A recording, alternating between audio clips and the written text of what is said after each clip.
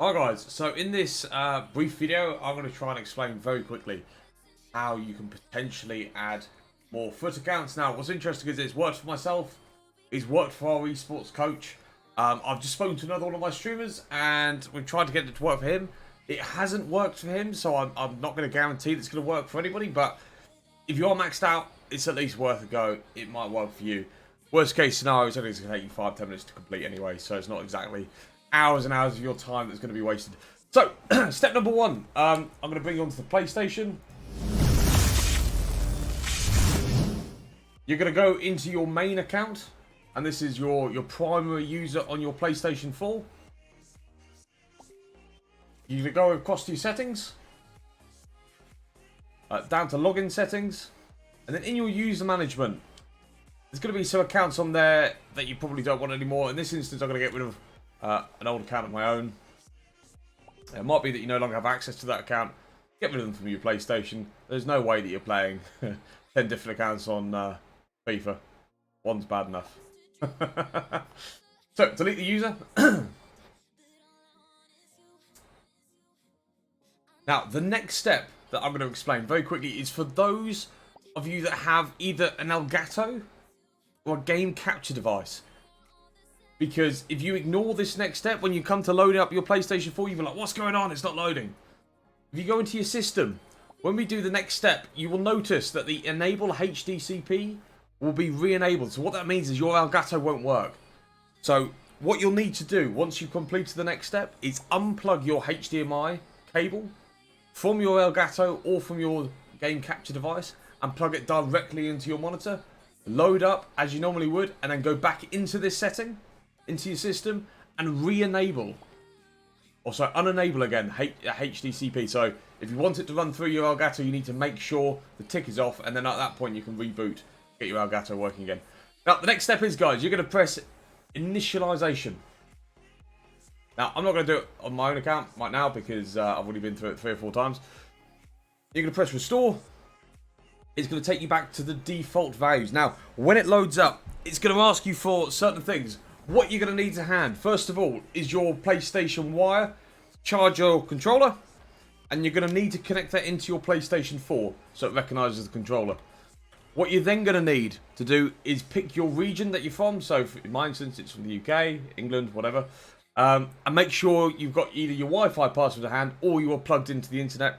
Personally, I'd always be plugged in where you can because I just find gameplay slightly smoother. Now, when you've loaded up, you'll be greeted with to log into the various accounts that you've already got. Again, you're going to pick your main account, so you're going to log into your own account. You are, at this point, you are not going to be logged into PlayStation, so you're going to need to go across to either PlayStation or PlayStation Plus, and you'll be prompted to enter your login details. Of course, I'm already connected, so it doesn't really apply at this point. Enter in your password, get yourself reconnected, and then at that point, load up FIFA 20.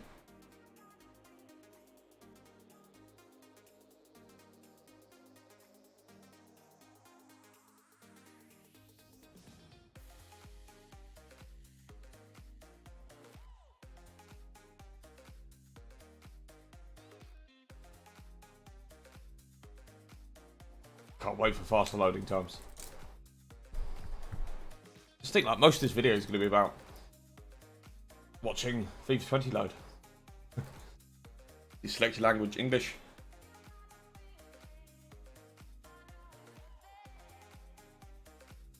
Okay, so into servers. Lovely. Fingers crossed. You never know. EA.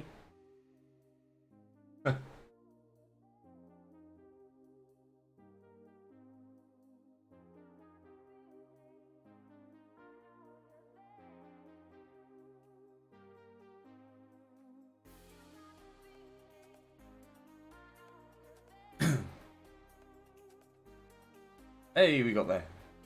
We got there in the end. Right, so at this point, you're going to press, just tap. Oh, hang on. Hold down the middle button. Switch user. The person's account you want to add to your PlayStation, you're going to press new user. Create a user. Accept. Next. You're going to enter their login details. Here and here. Now I don't have an account to add right now because I've already got all mine added. Hey, see, it works. Adding your details there. At that point, it's going to ask you. So, just for intents and purposes, just to show you, we'll log into Josh's quickly. This is the account that I actually struggled to add. At this point, it's going to ask you, do you wish to switch profile? You're going to press yes, you do. Now, at this point, what happens now? It's the first time you've loaded the account onto your console, which it should be. It will take you out. It'll ask you to confirm your custom settings. So things like your controller settings, the team that you support, those sort of things. It will then ask you for a 6-digit security code, which must come from the account holder's either email address or via text. You'll enter that in, and then hopefully, once you've gone through that, you should then be able to load Foot. Touch wood. That's how it works. Anyway, I hope that guide sort of briefly explains it, guys. If it works for you, by all means, just leave us a comment. I'm not, we're not going to monetize this or anything like that. So make sure to share it with your friends. Like I said, I'm not going to guarantee it works for everyone. There are rumours that apparently it's some sort of time-related issue. So that if you've tried to do something like the last week or so, then it's not going to work for you. In my instance, I haven't actually added an account probably since about February because I've known I've been locked out. So for me, I've gone through these steps. It's worked perfectly. I know my coach has done exactly the same thing. It's worked for him. So clearly it's working for some people, not for everybody. But like I say, fingers crossed it works for you. And if I can give you any more tips in the future, I will do. Bye for now.